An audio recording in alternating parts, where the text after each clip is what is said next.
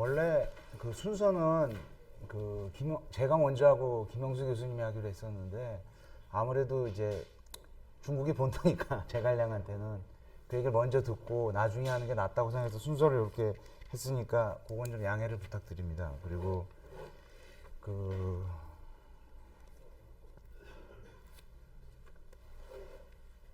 시작을 하도록 하겠습니다. 예. 예.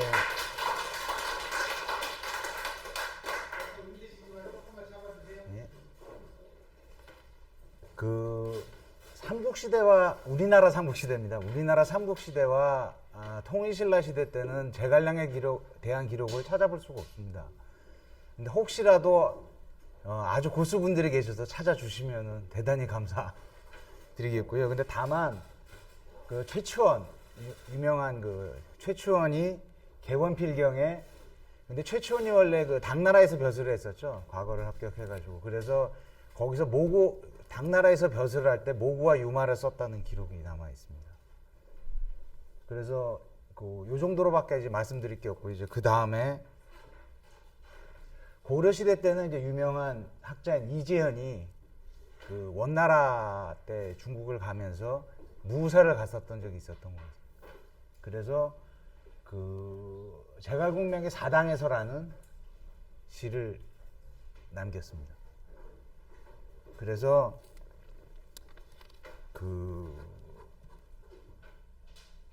조맹부라고 아주 유명한 중국의 서성, 그러니까 서예가인데 그 양반부터 교류를 하고 중국 각지 이렇게 다니면서 아마 사천성에 있는 성도의 무사까지 들렸던 것 같습니다. 그래서 이런 걸 남겼는데 그리고 그 다음에 이제 조선시대에 넘어가면 굉장히 많은 분들이 제갈공명에 대한 글을 남깁니다. 시를 쓰거나. 그래서 여기 보시면 인물들이 무려 충무공 이순신, 정도전, 권근이, 이덕무, 김육, 신숙주, 유성룡, 이산해, 김만중, 기대승, 송시열. 그야말로 쟁쟁한 인물들이죠. 조선시대에서 여기 아실만한 인물만 넣은 거예요. 그 외에 약간 좀 급이 떨어지는 사람은 아예 넣지도 않았었습니다. 이제 이 정도로 굉장히 높은 평가를 조선시대에 받게 됩니다. 근데 안타깝게도 조선시대 때 제갈공명 유적을 간 인물은 제가 알기로는 없는 것 같습니다. 오히려 이게 이제 통일신라 시대랑 고려시대랑 보면 차이가 있는데 그 당시에는 오히려 이제 중국하고 교류가 더 깊숙했고 멀리 갔는데 조선시대 때 오면은 물론 이제 연안 박지원 같이 이제 북경이나 열화 같은 데 가셔가지고 이런 글을 남기신 분은 있어요. 사신으로 가신 분들은 있는데 북경 외에 이제 깊숙하게 이렇게 중경여행 하신 분들이 거의 없어요. 나중에 한 작가님, 예. 좀 시간 많이 쓰게 예. 승려들 있잖아요. 예. 승려들은 좀. 선종을 배우고 중국으로 당나라로 전전하고 승려들 기록을 잊어버리는 가능성이 되게 네, 알겠습니다. 근데 어쨌든 이게 제가 찾아본 한도 내에서는 그런데 어쨌든 조선시대 때는 모화주의 이렇게 사대주의 이런 게 있음에도 불구하고 오히려 중국에 대한 실제적으로 가서 평가하고 이런 사람들은 별로 없었다. 그래서 이런 거에서도 좀 제갈공명에 대한 기록에서도 좀 그런 게 많이 나타나고요. 그리고 과거 시험에서 출사표가 굉장히 많이 나왔다고. 그리고 우리나라 고문진보라고 기본적인 고문 텍스트가 있는데 가장 적벽부라든가 이렇게 출사표라든가 이렇게 좋은 글을 모은 고문진보라는 게 있는데 거기서 출사표도 굉장히 중요하게 나옵니다. 그래서 과거 시험에도 굉장히 많이 출제가 됐고요. 그리고 진록에도 삼국연의가 많이 언급이 된다는 거는 저번 관우편에서 말씀을 드렸는데 출사표에 모두 28번이 등장합니다. 조선왕조실록에 출사표라는 게 28번이 언급이 됩니다. 근데 재밌는 건 뭐냐면은 병자호란이로 그러니까 진짜 중화하면 명나라가 멸망하면서 멸망했고 오히려 소중화는 조선이다. 이런 사상이 생기면서 제갈량에 대한 평가는 더욱 높아집니다. 그래서 평가는 더욱 높아지면서 이 28번 중에 20번이 효종 이후에 주로 언급이 됩니다. 출사표라는 기록이. 자세히 보면은. 그리고 3번인가 4번은 선조 때 나와요. 그 임진왜란을 치르고 있으면서 그렇기 때문에 사실상 이제 임진왜란 후의 기록이 거의 이 출사표에 대한 언급이 거의 대부분이다라는 그런 사실을 알 수가 있습니다. 그래서 여기 보시면은 그 주로 그 출사표가 나오는 진록들, 그래서 많이 나오는 진록들을 저렇게 언급을 해놨습니다. 사진에. 그래서 조선시대 보면은 그 물론 관우보다는 좀 덜하다고 볼 수는 있는데 사당 건립이 많이 세워지는데 중부 예장동, 그러니까 그 어디냐면은 한옥마을에서 좀 이렇게 올라가다 백범광장 쪽으로 올라가다 보면은 중간에 있습니다. 중간에 있고, 그리고 아까 곡성 얘기를 하셨는데 곡성에 무사가 있습니다. 그리고 용산동 보광동이라는 데 무사가 있고요. 그리고 당연히 이제 휴전선 이북이라 가볼 수가 없는데 평안남도 영유현에 영유현이라는 곳에 와룡묘가 있었습니다. 그리고 지금은 전혀 흔적이 전혀 남아있지 않은데 경기도 화성 남양, 아까 저기 이제 남양하고 저기 양번이라는 곳에 두 군데서 이제 제갈공명이 젊었을 때 거기 있었다고 엄청 싸웠다고 그랬는데 남양이 한자지명에 갔습니다. 한자지명에 갔기 때문에 거기에도 이 용백사라는 사당이 있고요. 그리고 여러분이 너무 잘 아시는 양산 통도사에 가면 탄금주족도, 그러니까 이 공성계에서 왜 이렇게 그 검은고를 이렇게 연주를 하면서 이렇게 약간 허세를 떨었는데 이제 사마이가 무슨 복병이 있을까 해서 물러나는 그런 거, 공성계를 갖다 여기서 탄금, 그러니까 검은고를 타서 적을 내쫓았다라는 탄금주적도 하고 삼고초려도가 그림이 있습니다. 이런 것들이 그 조선시대 때 있었던 제갈공명에 대한 주로 유적들이나 이런 관련 그림들인데, 이것도 역시 혹시 더 알고 계신 분이라든가 있으시면은 말씀해 주시면 정말 감사하겠습니다. 그래서 선조실록에 보면 이제 1605년이니까 임진왜란이 완전히 끝난 7년 후죠. 그러면서 아마 저기 관우묘, 지금 동묘랑 거의 비슷한 시기라고 보는데 영유현에 와룡묘가 건립이 되고, 근데 거기에 당연히 이제 평안도기 때문에 중국으로 가는 길 엮이기도 하고, 근데 거기다 지은 이름이 뒷산 이름이 와룡산이었다. 그래서 그 겸사겸사해서 아마 거기다가 이 사당을 적고 제를 올리거나 제문을 이게 왕실에서 지어서 보낸 적도 있었다고 합니다. 그리고 사액, 잘 아시다시피 그 사액 서원이라고 있죠. 그 왕이 직접 이 현판을 하사하는 얘도 전해지고요. 근데 예장동과의 와룡묘의 관계는 알 수가 없어요. 현재로서. 그리고 예장동 와룡묘는 그렇게 오래되진 않았던 것 같아요. 근데 이제 저번에 관우 편에서도 말씀드렸는데 이제 고종 황제가 굉장히 소위 말하면 삼국지 빠였어요. 요즘 말로는. 그래가지고 관우도 굉장히 좋아했는데 제갈공명도 하면서 아마 그래서 고종의 후궁 엄기위가 세웠다는 썰이 있는데 이것도 역시 100% 확실한 건 아닙니다. 그리고 오래되지 않았음에도 불구하고. 그리고 이제 와룡묘는 그 묘 암벽에 이렇게 제갈공명의 영정이 있었는데 인사들이 제갈공명을 추모하는 인사들에서 창건되었다가 1920년에 화재로 소실되고 34년에 중건되고 70년에 보수됐습니다. 지금은 서울시 민속문화재로 돼 있어서 예산 지원을 받으면서 관리가 되고 있습니다. 그래서 여기가 남산 와룡묘입니다. 여기는 쉽게 가볼 수 있으신 데니까 한번 남산 산책하시면서 한번 가보셔도 괜찮을 것 같습니다. 저 옆에 보시면은 그 이제 주련이라고 하죠. 이렇게 기둥에다가 쓴 글들 보면은 그 어포에서 그 팔진도, 그러니까 돌로 만든 팔진도로 해가지고 육손이 길을 잃었다라는 기록이 주련이고요. 옆에는 적벽에서 화공을 가해서 맹덕의 함대를 태웠다, 이런 겁니다. 그래서 보면은 이 주련을 양쪽을 이렇게 그리고 옆에는 이제 천하 3분을 했다, 이런 그 주련인데, 그러니까 위나라랑 오나라를 다 물리쳤다. 이런 그래서 삼국 제일의 인물이다라고 하는 걸 이렇게 강조를 한 것 같습니다.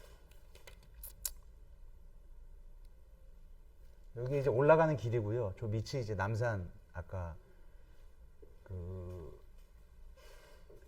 한옥마을에서 백범 광장으로 가는 길 중간에 이렇게 있고 밑에서 바라보면 저렇습니다. 이게 보광동 무우사인데 그 둔지산이라고 그 용산에 그 어디냐면은 국방부 있죠. 예, 국방부 쪽에 그 약간 언덕을 갔다가 원래 둔지산이라고 있습니다. 그쪽에 원래 이 사당이 있었다고 그러는데 거기가 일본군 기지가 되고 이러면서 그 확대가 되면서 기지가 확대가 되면서 철거가 되니까 지금 보광동으로 이전을 했고 3번 있기 1년에 3번 제사를 지낸다고 합니다. 주택가 한가운데 있습니다. 그리고 여기는 곡성 무우사인데 그 제갈씨가 한국에도 있습니다. 제갈성렬이라고 그 저기 그 유명한 스케이트 선수 있었는데 예, 스케이트 선수가 있는데 주로 전라남도에 많이 살아요. 특히 신안 쪽에서 많이 살아요. 그래서 거기 있는 분들이 일부 곡성에 가서 요 무우사를 참관을 했다고.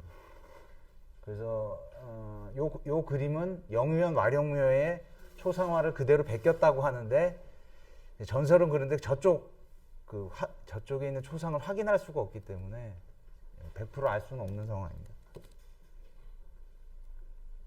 여기 무우사 이렇게 돼 있고요. 그 다음에 재밌는 게 이제 남양 용백사라고 하는데 그 아까 이제 화성 남양 일대가 지명이 같기 때문에 그 지역 유생들이 1666년에 창건을 했다고 합니다. 그래서 현종이 이제 용백사라는 사액을 하사를 했는데 용백사는 아까 이제 김 교수님이 말씀 것처럼 와룡의 룡 그리고 아까 그 촉상이라는 시 두보의 축성이라는 시에서 측백나무 우거졌다라는 표현이 나오거든요. 거기서 백자를 따가지고 아마 용백사라는 그 사당 이름을 줬던 것 같은데 일제강점기 때 살아서 흔적조차 전혀 남아있지 않습니다. 그래서 그 사진 보면 이상해 또 왜 용백사라고 해놓고 와룡루가 있냐 이렇게 얘기를 하실 텐데 그 남양부 관아에 또 지금 거의 다 없어졌는데 그러니까 요게 전통이 돼서 그 제갈국명 관련된 뭐 이렇게 현판이라는 걸 많이 달았던 것 같습니다. 그런데 유일하게 어떤 분이 요 그 남양부 관아에 걸려 있었던 이 현판을 보관하고 있다가 기증을 하셨어요. 화정시에. 근데 그게 와룡루라고 합니다. 이거는 그 아까 사당하고는 관계없고 그 옆에 있는 관청의 그 현판인데 어쨌든 지금 남아있는 게 이거밖에 없기 때문에 이렇게 했으니까 그렇게 이해해 주시고 어쨌든 그 남양에도 용백사라는 게 있었다라는 걸 알아주셨으면 고맙겠습니다.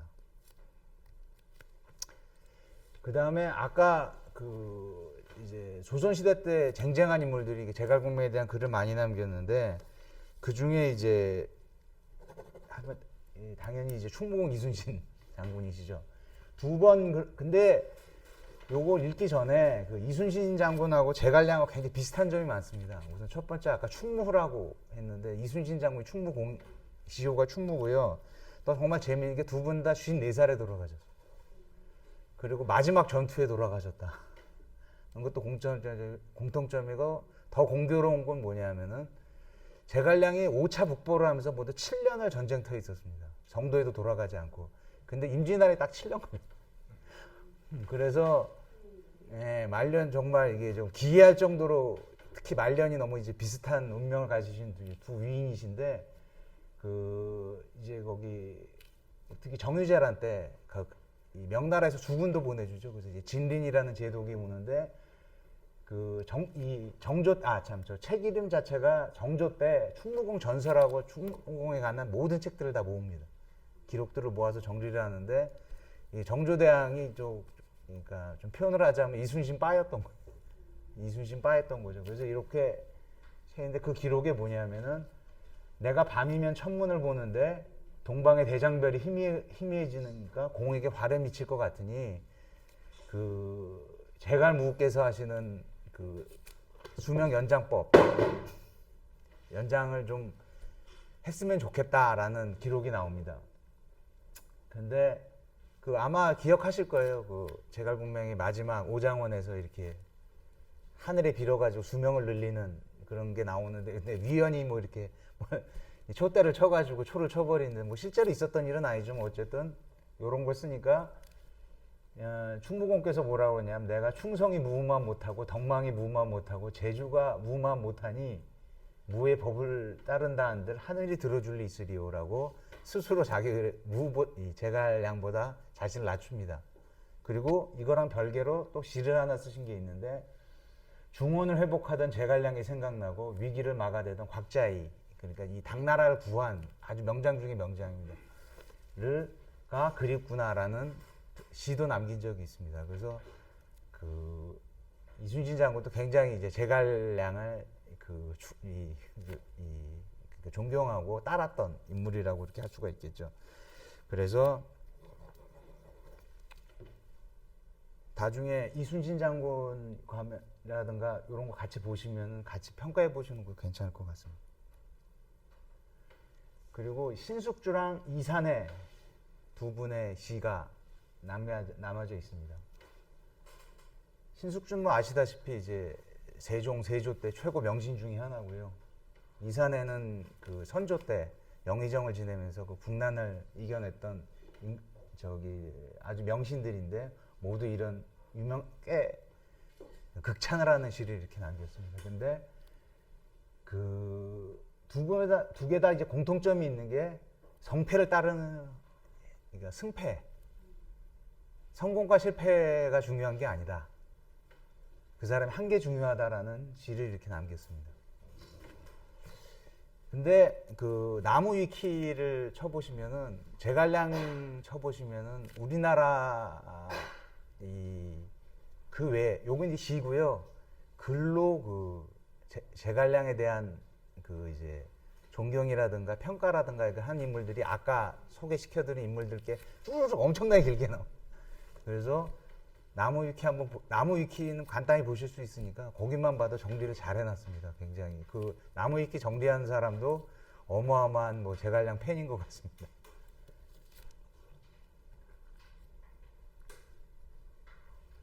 그 다음에 재밌는 양반이 양반이라기보다 숙종입니다. 숙종이 뭐냐면은 이 그림을 직접 그렸다고 합니다.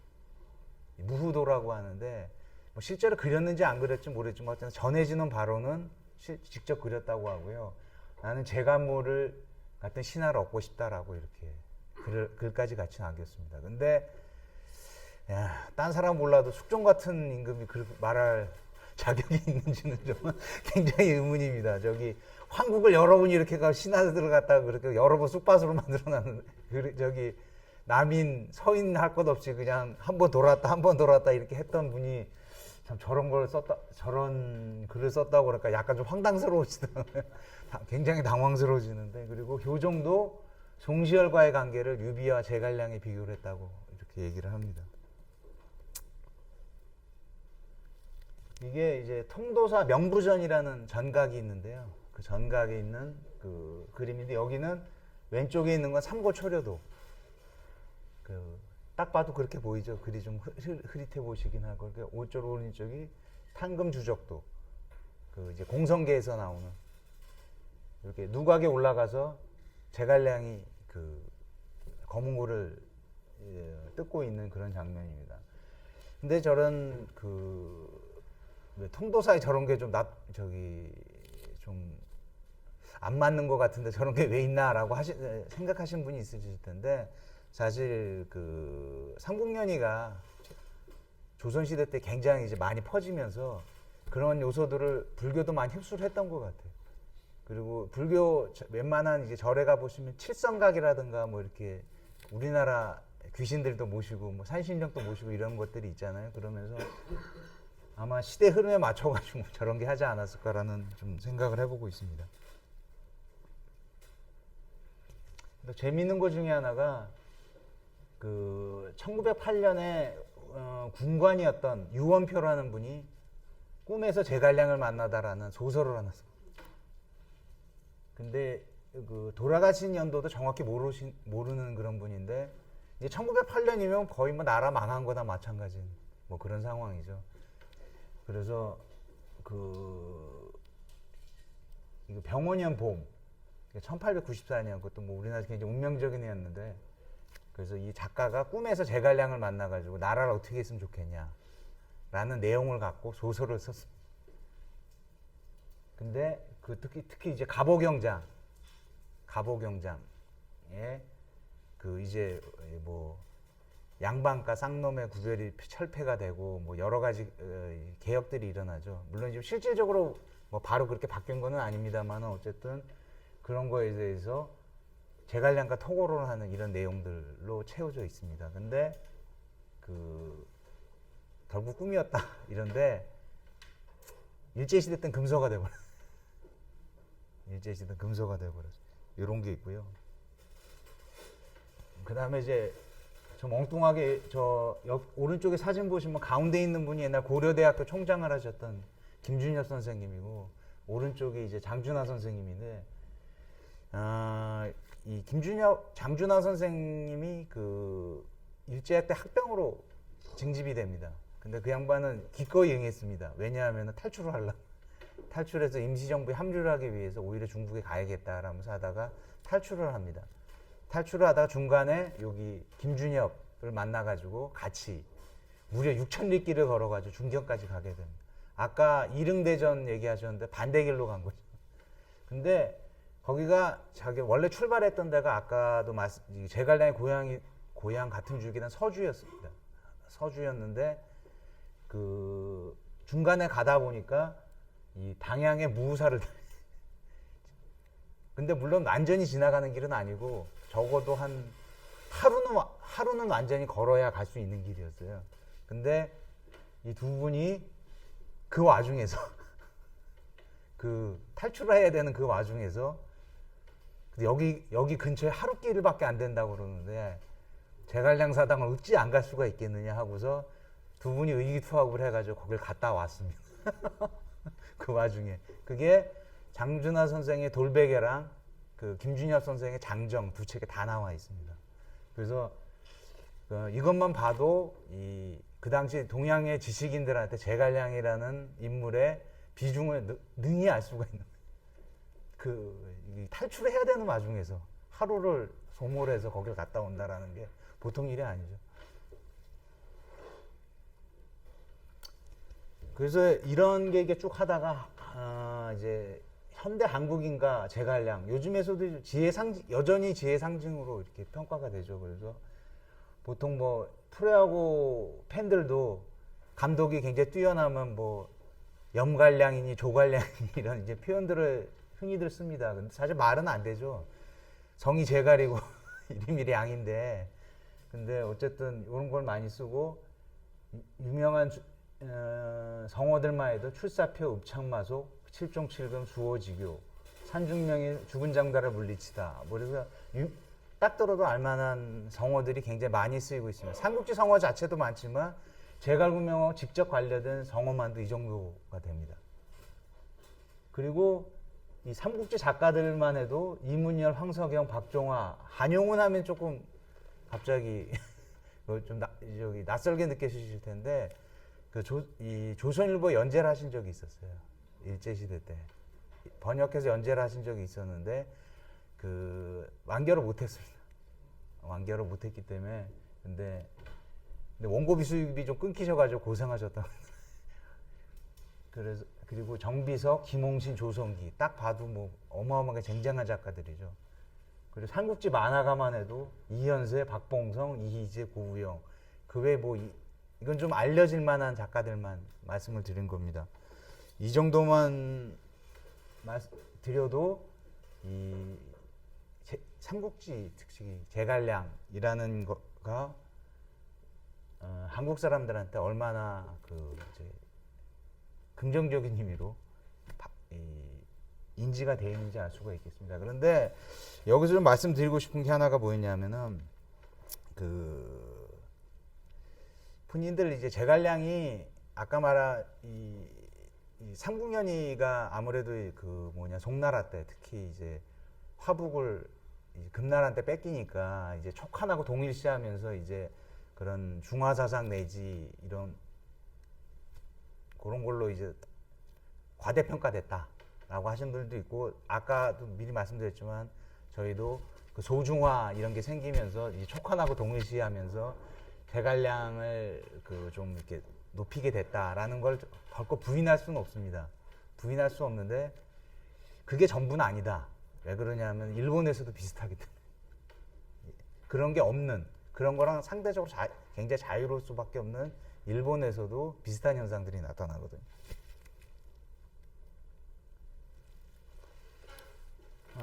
일본은 오히려 제갈공명에 대한 일본인들의 언급은 우리보다 일찍 나타납니다. 오히려 헤이안 시대라고 교토의 옛날 이름이 저 당시 시대 이름은 헤이안이었거든요. 평안.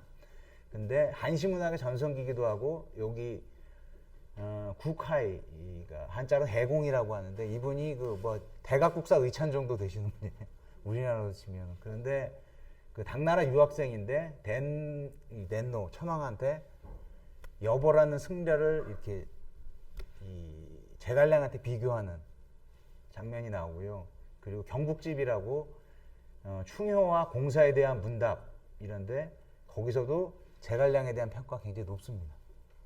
그리고 그러면서 이미 9세기부터 일본인에게 제갈량을 지극정성의 충신이라는 이미지가 이미 이제 9세기부터 형성이 됩니다. 오히려 우리보다 훨씬 빠릅니다. 물론 이제 남아있는 기록만 갖고 말씀을 드리는 거긴 하지만요.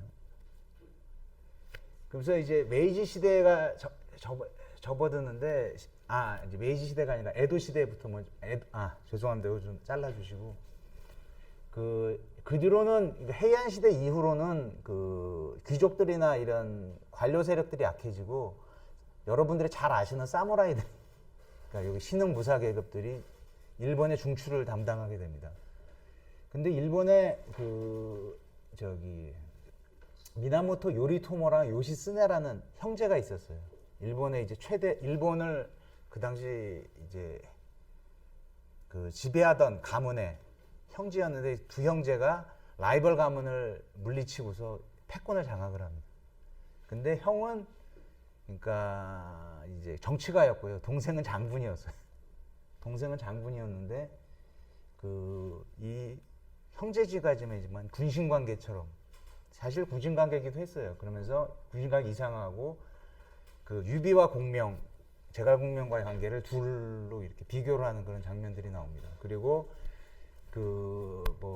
이 유비와 공명의 관계를 어떻게 표현하냐면 한 문제와 조참하고도 비교를 합니다. 근데 일본에서는 좀 일본 사람들의 취향 중에 하나가 뭐냐면 근데 이 요시스네라는 인물이 형한테 숙청을 당해요. 결국은 31살에 죽습니다. 너무 뛰어난 장군이기 때문에 위험해요. 이미 천하를 평정을 한 상황이기 때문에 너무 젊고 유능한 장군이 위험하기 때문에 숙청을 당합니다. 그래서 이 요시스네라는 인물 그리고 옛날에 사나다 유키무라라는 인물이 있는데 뭐냐면은 나중에 도요토미 히데요시랑 히데요시가 죽은 다음에 도쿠가와 이에야스가 도요토미 가문을 멸망을 시키죠. 멸망을 시키는데 그러니까 이 어린 아들 도요토미 히데요리를 갖다가 이제 사실상 죽이면서 이렇게 패권을 장악을 하는데 그때 거의 주요 세력들이 거의 도쿠가와한테 붙었는데 사나다 유키무라라는 장수가 있어요. 근데 이 장군의 별명이 뭐냐면 일본 제일병입니다. 일본에서 제일 가는 무사다 이런. 근데 이 양반은 도요토미 가문의 힘을 보탭니다. 근데 결국은 이제 장렬한 최후를 마치게 되죠. 그래서 또 다음 장에서 나오는데 사이고 다카모리하고 우리한테는 굉장히 악연인 인물입니다. 왜냐하면 메이지 유신을 이끌었다는 건 뭐 그렇다 치는데 메이지 유신 그때부터 정환론이라는 걸 주장한 인물이에요. 한국을 쳐야 된다, 조선을 쳐야 된다라고 한 인물인데 이 양반 또 얘기하면 좀 길어서 이게 짧게만 말씀을 드리면 뭐냐면은 이 동상은 일본 도쿄의 우에노 공원에 있는 동상입니다. 일본 도쿄 우에노 공원 제일 큰 공원이에요, 일본에서. 그리고 거기는 일본 국립박물관에 비해서 제일 중요한 박물관들이 다 거기 모여 있습니다. 공원도 있고 박물관도 있고 그런 지역인데 거기 맨 입구에 있어요. 맨 입구에 있는, 그러니까 어느 정도 비중을 인물인지 아실 겁니다. 근데 이 양반이 그러니까 같은 메이지 유신 공신들하고 결국 견해가 달라져가지고 고향으로 갑니다. 근데 이제 고향에 있는 사무라이들이 이 사람을 갖다가 본인은 원하지 않았는데 맹주로 하고 반란을 일으켜 결국 그러다 죽게 됩니다. 근데 나중에 이제 이제 명예는 회복이 되고 그랬는데 그러니까 동사까지 썼겠죠 도쿄에. 근데 또 이런 인물들을 일본 사람들은 호관비이키라고 그래요. 이 앞에 판관이라고 그러는데 그게 뭐냐면 아까 맨 첫 번째 요시스네라는 그 장관 벼슬이 판관이었어요. 그래서 죽은 다음에 이긴다. 이런 그리고 이 사람들이 언젠간 살아 있을 것이다, 돌아올 것이다 이렇게 전설 같이 그런 굳이 요즘 영어로 표현하면 언더독 효과 이런 말들인데 그래서 일본 사람이 이런 파멸의 영웅들을 굉장히 좋아해요. 그래서 보면은 제갈량하고 좀 겹치는 부분이 있죠. 그 이미지라든가 이게 겹치는 부분이 있기 때문에 또 에도 막부 시대 때 삼국연의가 우리나라랑 마찬가지로 광범위 보게 되면서 서민들한테도 충신과 지모의 화신으로 완전히 이제 굳혀집니다. 심지어 어떤 일이 있었냐면은 일본에는 이게 정월을 맞기 전에 대청소를 해야 되는데 어떤 그 사람이 이렇게 이 다이묘들이 쓰는 이 지휘봉이 있거든요. 장관들이 하는 지휘봉을 이렇게 지휘를 하면서 청소를 잘 했어요. 청소를 효율적으로 잘 했거든요. 그러니까 제갈량 같다. 사실 아무 관계도 없는. 근데 그런 지휘하는 모습하고 이 지휘봉이 제갈량하고 이미지가 비슷하다고 해가지고 저 사람이 제갈량 같다라는 표현이 나올 정도로 이미 서민들한테까지 이게 다 붙여집니다. 그래서 일본의 양명학자 나카이 도주라는 인물이 있는데 이 양반이 이 전쟁 이런 걸로는 태공망, 장량, 한신 문으로는 왕양명 왜냐하면 이 양명학의 근데 왕양명이 유명한 장군이기도 합니다. 그리고 이 성인, 현인 요거랑 같이 비교를 하면서 어쨌든 뭐 최고의 인물이다. 아까 김영수 교수님이 뭐 이윤, 여상, 뭐 관중, 아기 뭐 이런 얘기들이 나왔는데 뭐 중국사 말 그대로 탑의 인물들이거든요. 근데 그 인물들하고 같은 급의 인물이다라고 이렇게 평가를 합니다. 근데 이제 그러면 이건 이제 메이지 시대 이전까지, 그러니까 근대화되기 이전까지고, 그럼 이후에는 어땠냐라고 보면은, 좀 황당하시겠지만, 충신의 표본으로 조학교 국정교과서거든요. 그래서 이제 천황제 황립에 악용되고 이런 부분들도 좀 있고요. 그리고 근데 메이지 다음인 다이쇼 시대에도 교과서에 등장을 합니다. 그리고 아까 이제 사이고 다카모리라는 인물은 동방의 작을 제갈무라고 자처했고요. 요시다 쇼인이라고 이 양반도 참 우리랑은 악연인데 일본 극우의 이제 정치적 지주라고 할 수 있는 인물인데, 근데 이 쇼인이라는 사람이 뭐라고 얘기하냐면 열세인 조국을 지키기 위해 몸을 던지는 모습을 높이 평가했습니다. 근데 그럴만도 하다는 생각이 듭니다. 왜냐하면 요시다 쇼인 시대 일본은 우리가 아는 그때 일본이 아니거든. 자기들도 이제 서양 열강에 언제 먹힐지 모른다는 위험 속에 노출되어 있는 그런 상황이었기 때문에 뭐 저런 생각도 할 수 있겠다라는 생각은 듭니다. 물론 이제 그 사람의 제자들이라는 게 다 이제 극우로 가고 이러면서 이제 제국주의적으로 가긴 하지만, 그리고 이제 노이 만스이라는 시인이 있는데 성락추풍 오장원이라고 그래가지고 굉장히 긴 시를 씁니다. 그래서 아까 김 교수님 말씀하신 오장원에서 제갈공명의 죽음을 갖다 묘사를 했는데 맨 끝줄이 다 이렇습니다. 끝줄을 승상의 병이 깊어가는도다. 승상의 병이 깊어가는도다. 이러면서 그게 7번 반복이 됩니다. 매 절마다. 그러면서 이제 맨 끝에는 그게 빠지죠. 돌아가시면 죽게 되니까 이게 빠지는데, 이것도 역시 일부가 너무 길기 때문에 교과서에 전부는 못 실지만 일부가 수록돼 있을 정도로 일본 사람들한테 아주 유명한 시입니다. 그 다음에 사실 현대 삼국지의 원형이라고 하면 요시카와 에이지를 빼놓을 수가 없습니다. 근데 이 작가가 이제 현대 삼국지를 만든 예를 두 가지만 들으면, 하나를 동남풍을 갖다 옛날에 빌어서 이렇게 제갈공명이 이 적벽대전에 동남풍을 불었다 이렇게 보통 얘기를 했는데, 여기는 제갈공명은 거기 겨울에도 가끔 동남풍 부는 걸 알고 있었다. 그래서 그 시간을 맞춰서 그렇게 했다라고 현대적인 해석을 합니다. 그리고 보통 삼국지 하면은 이 제갈량의 죽음으로 삼국지를 끝냅니다. 근데 아까 사실은 황건적이 난서부터 제갈룡무원까지 딱 보면 아까 50년이잖아요. 4살 때 그 황건적이 나고 54살 때 죽고 실제로 오나라가 멸망할 때까지 50년이 더 있습니다. 50년이 더 있었는데 삼국연의를 보면은 앞에 이 50년을 갖다가 거의 90%를 쓰고 뒤에 마지막 멸망 50년을 갖다가 10편밖에 안 씁니다. 처삼초 뭐 별모하듯이 이렇게 끝내버리는데 요시카와 에이지는 아예 그것도 없이 그냥 제갈공명 죽음으로 끝내버려요. 근데 이게 현대 삼국지가 대부분 이렇게 끝나요. 그러면서 어쨌든 일본에서도 삼국지에 대한 거기도 이제 시장이 엄청 나거든요. 그러면서 이런 여러 가지 역할들. 그래서 어쨌든 일본도 삼국지에 대한 지분이 있는 거죠. 나름대로.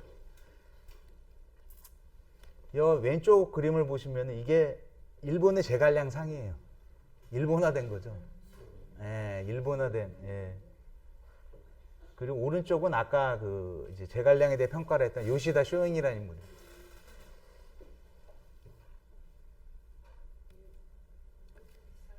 예.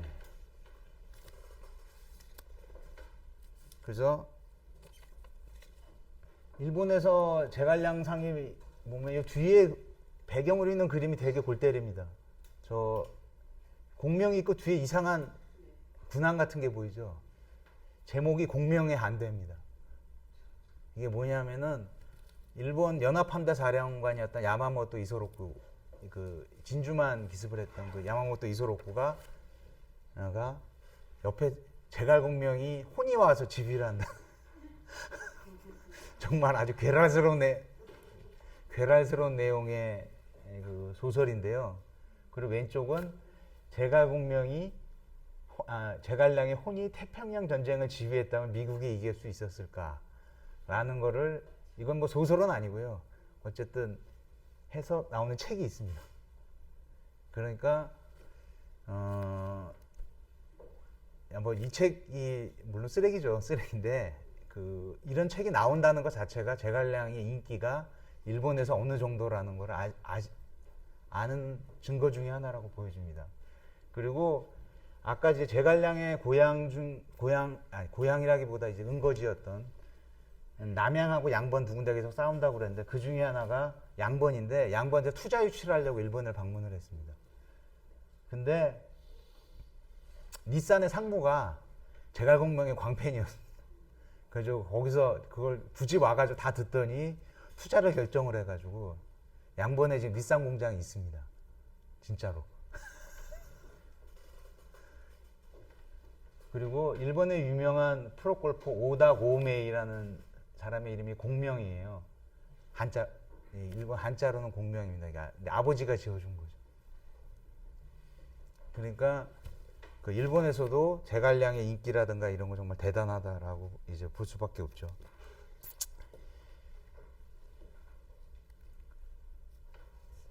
그래서 마무리를 짓고 이제 뒷말씀을 좀 드리면은 동양 삼국의 제갈량상은 조금씩 차이는 있습니다. 어쩔 수 차이는 있는데 그 이상적인 동양의 사대부다. 그리고 이 옛날 프루타르크스 영전이라든가 옛날 그리스 로마 신화뿐만 아니라 그리스 로마의 뭐 페르시아 전쟁이라든가 포에니 전쟁이라든가 로마 내전이라든가 뭐 이런 것들 있죠. 이게 이탈리아만의 얘기일까요? 서양 사람들한테? 그렇지 않지 않습니까? 그는 서양인들의 이렇게 뼈와 살을 이루는 그 공동의 텍스트거든요. 근데 저는 삼국지도 그렇다고 생각합니다. 물론 중국에서 무대에서 벌어서서 중국 이야기인 건 틀림은 없지만 이미 한중일 삼국의 공동 텍스트인 거죠. 저는 이 사람들한테 지나간 사람 붙잡고 물어보면 우리나라 아까 홍길동전이 했죠. 홍길동전 읽어봤어요? 남자들한테 홍길동전 있어봐요. 춘향전 읽어봤어요? 삼국지 읽어봤어요? 뭐 거의 열의 삼국지가 압도적으로 많다고 생각합니다. 내용은 훨씬 김에도 불구하고. 그래서 예, 이 동양 삼국에서 공유하는 문화라는 점에서, 그리고 아까도 말씀드렸지만 게임이라든가 영화라든가 드라마라든가 뭐 정말 여러 가지 이 문화 텍스트로서 계속 재생산이 되고 있기 때문에 특히 삼국지 최고의 주인공이라고 했던 제갈공명에 대한 이해라든가 그거는 좀 어느 정도는 알고 있어야 되지 않을까라는 생각을 많이 합니다. 그리고 네티즌 평 중에서 제일 마음에 드는 걸 두 개를 골랐습니다. 우리나라 네티즌의 평입니다. 제갈량만큼 똑똑한 사람 한말 난세 와중에 차고 넘쳤을지 모르나, 가끔 제갈공명의 충성심하고 행정 능력에 대해서는 거의 뭐 의심의 여지가 없습니다. 그런데 군사적 재능에 대해 가지고는 이게 뭐 어느 정도냐 이런 평가들을 많이 합니다. 그래서 어떤 사람은 가후가 더 뛰어나다, 곽가가 더 뛰어나다 뭐 이런 얘기들을 많이 하는데, 그래서 저런 표현을 쓴 것 같아요. 똑똑한 사람은 얼마든지 있었지 모르겠지만 오로지 그만 이 어리석음을 무릅썼다는 거예요. 아까 북벌을 갖다가 정말 어떻게 무모한 북벌을 갖다가 계속 하고, 근데 자기는 아무것도 챙기질 않고, 그렇기 때문에 역사에 이렇게 크리도 명징이 남을 수 있다고 생각을 합니다. 장렬한 어리석음이다 라고 이렇게 표현을 합니다. 네. 그리고 또 하나의 평인데, 그의 우수성보단 그의 진정성이 있다는 거죠. 촉한의 황제가 될 수도 있고 위나라에 가서 얼마든지 좋은 대우를 받을 수도 있죠. 그리고 이 등해랑 종회가 마지막에 성도를 함락시키기 직전에 제갈량 아들하고 손자랑 싸우게 됩니다. 제갈첨하고 제갈상하고. 근데 등해랑 종회가 제갈첨에게 뭘 권하냐면, 항복을 하면은 낭야 왕에 봉해주겠다고 그랬어요. 낭야가 뭐냐면 아까 제갈량의 고향 그 지역이거든요. 낭야 왕에 봉해주겠다고도 했는데 그걸 거절을 합니다. 그러면서 이제 죽는데, 근데 등해랑 종회가 일단 그게 뭐 실제가 이루어졌건 않건 적건 간에 제갈량을 이렇게 존경을 했다는 얘기죠. 그리고 지나가다 무덤이랑 손도 안 댔습니다. 심지어 풀도 못 뜯게 했어요. 이 군마들이 주위 풀도 못 뜯게 해요. 근데 인물에 대한 평가는 간단하죠. 적이 제일 정확하게 평가를 합니다. 그래서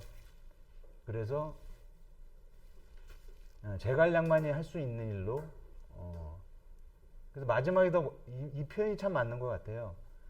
태공망하고 장량이 멋지게 성공하고도 오히려 실패한 제갈량의 명성을 따라가지 못한다.